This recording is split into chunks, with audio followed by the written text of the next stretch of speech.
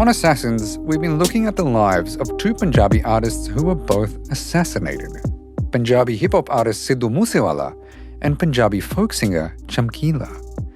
To discuss these two artists and the bigger world of politics, diaspora and Punjabi music, we have a special guest. Punjabi-Australian hip-hop artist Fresh the Lion. And I should say, this is a rare episode where both the host and the guest have lion references in their names.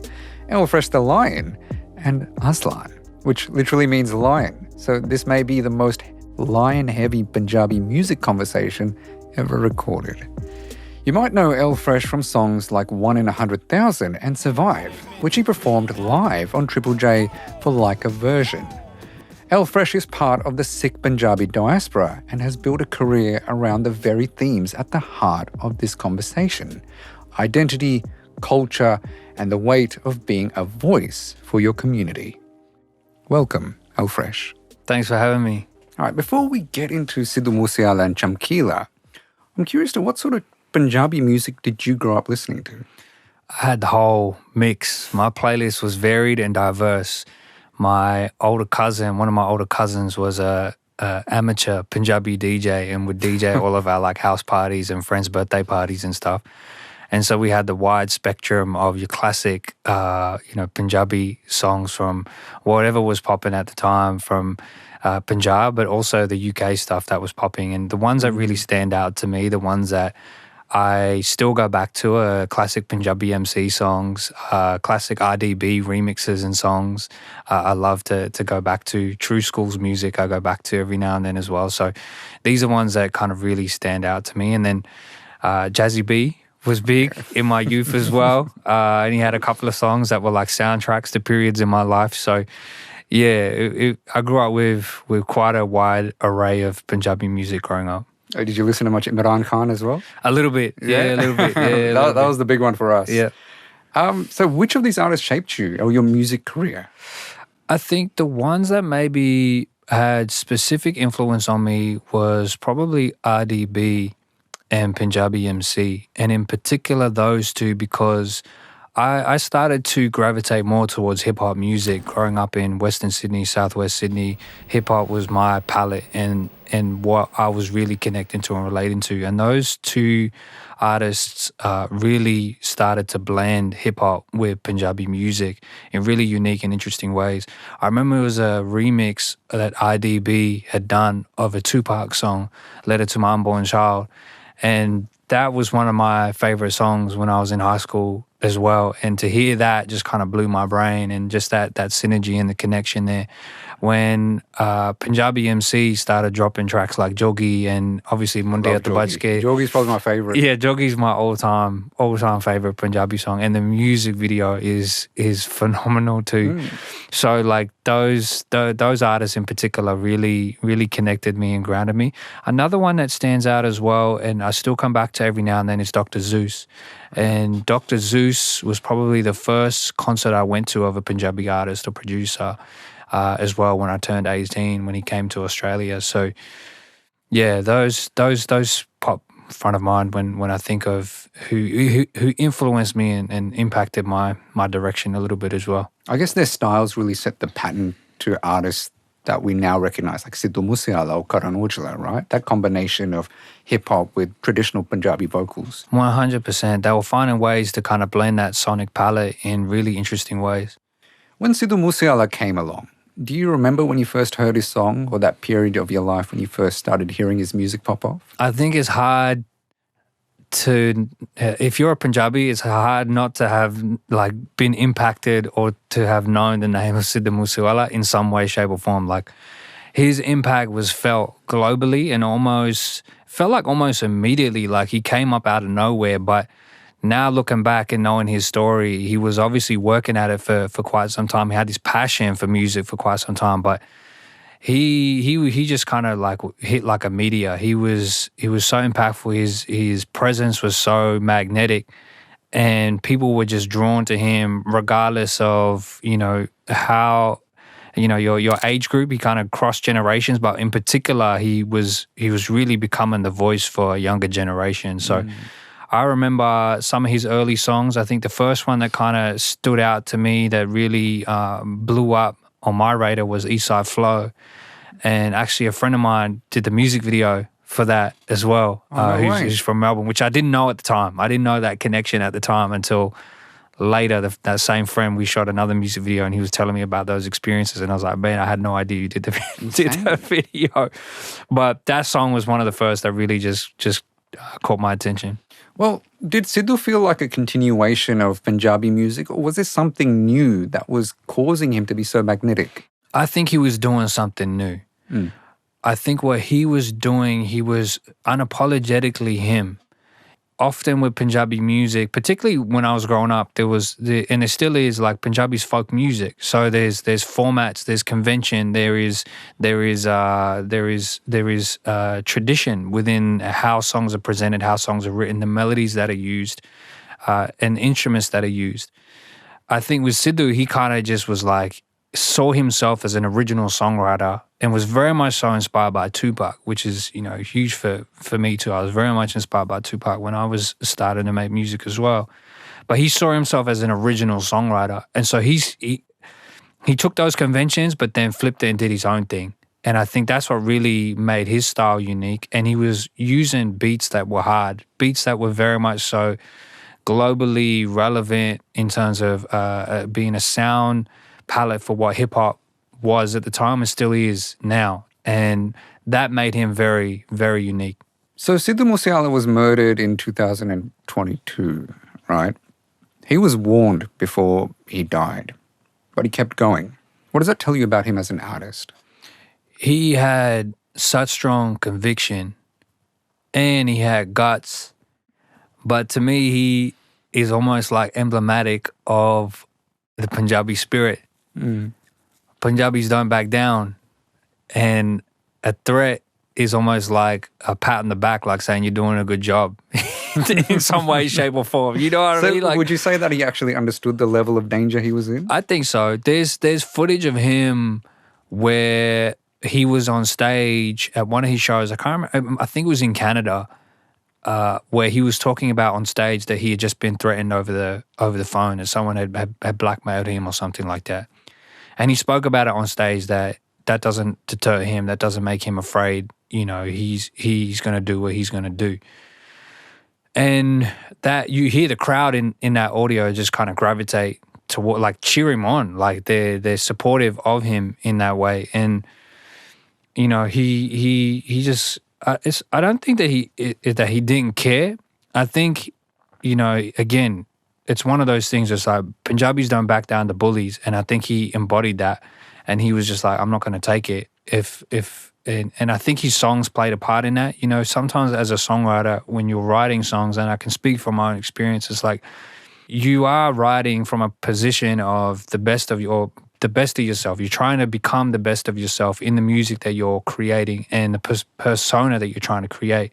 And sometimes an artist, when they're writing songs in the way that he was, where he is very much so a hero in his music, it's like he has to live up to that character. If he backed down, he would not be living up to the standards that he set for the character that he put in his songs.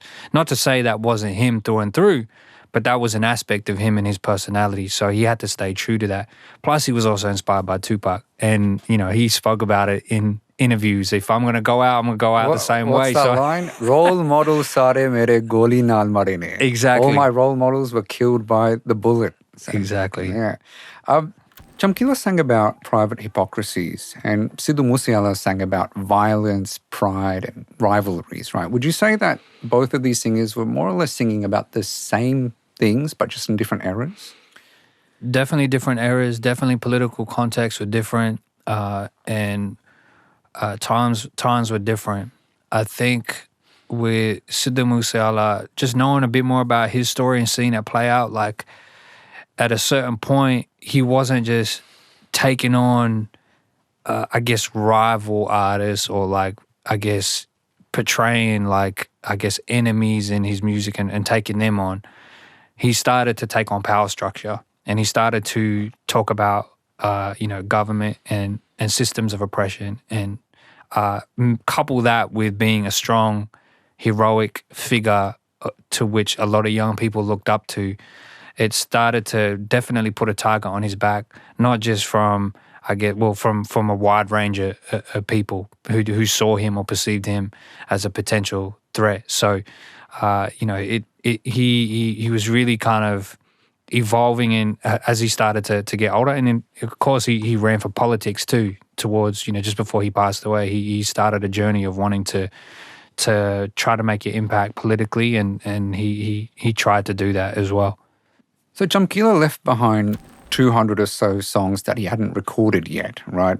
Sidhu was only 28 years old when he was killed in public. What did they actually lose in terms of their career? How much potential do you think they had they lived longer? It's always the case with artists who pass before their time, or what we perceive to be their time.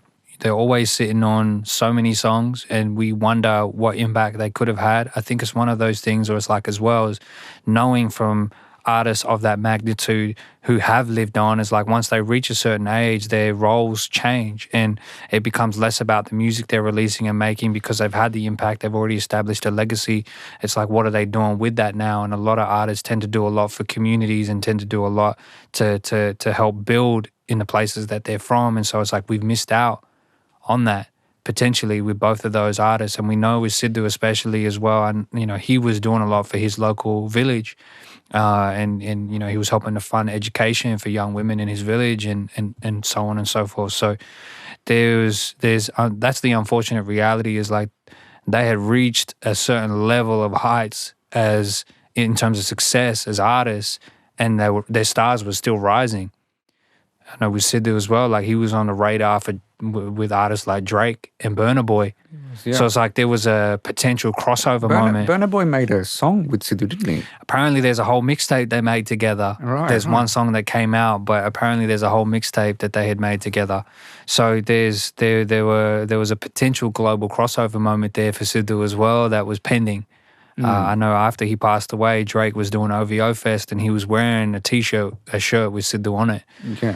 So, it speaks to the impact that he was having, but both of those artists that they were having in their respective times, and who knows what we missed out on, we'll never know. I definitely agree. There would have been massive crossovers, especially when you look at artists like Diljit now, who is collaborating with huge artists in the West. Right? Yeah, Diljit's doing amazing stuff, and he's really breaking down barriers for what's possible as a Punjabi artist. And he was just on Jimmy Fallon recently. I saw. That was an incredible amazing performance with Morney, wasn't it? Yeah. He was just on Jimmy Fallon. He did Coachella. He's been selling out arenas around the world. He was here in Australia and having that impact as well. So Sidhu was definitely on that trajectory too. How did Sidhu's music affect you personally, both as a Punjabi man but also as a musician? For me, growing up in southwest Sydney at a time where it almost felt like your culture was not celebrated, your culture was not cool, your language was not celebrated, your language was not cool.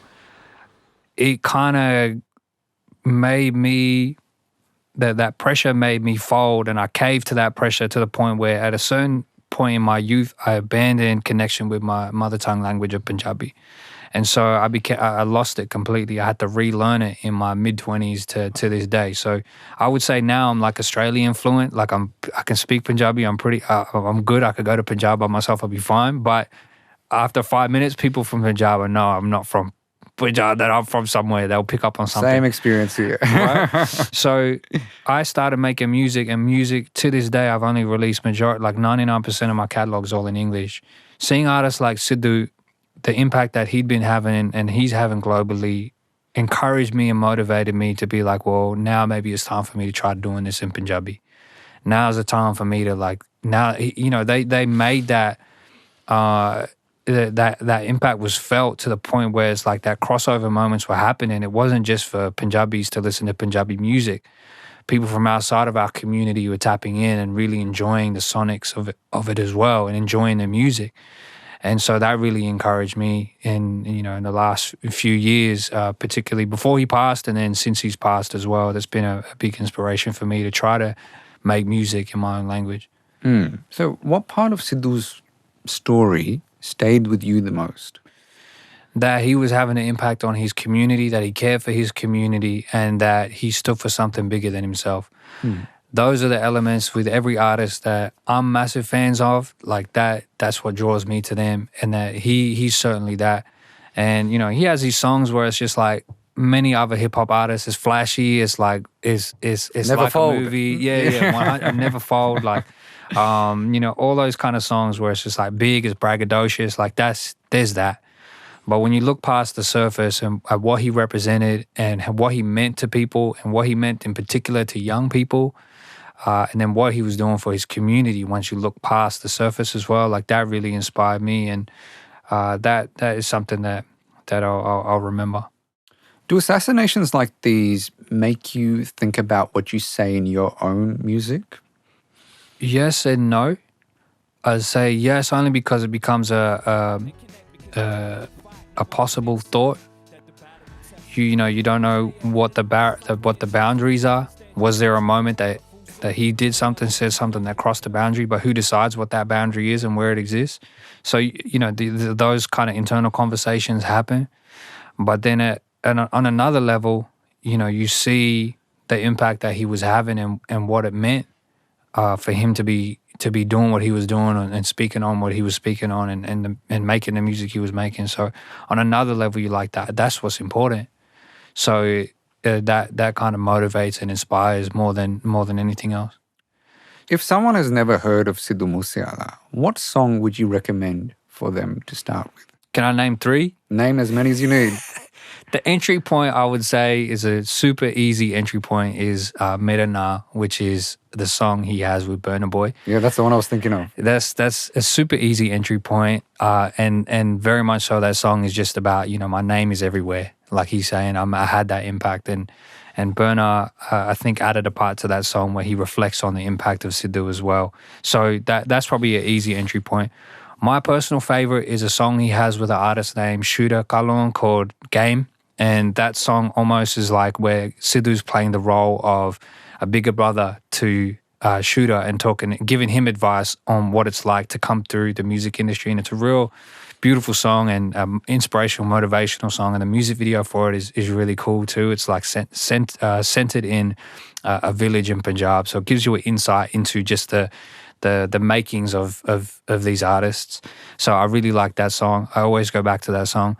And then the last one I'd suggest is 295. And we touched on that briefly, but 295, he has that line in there.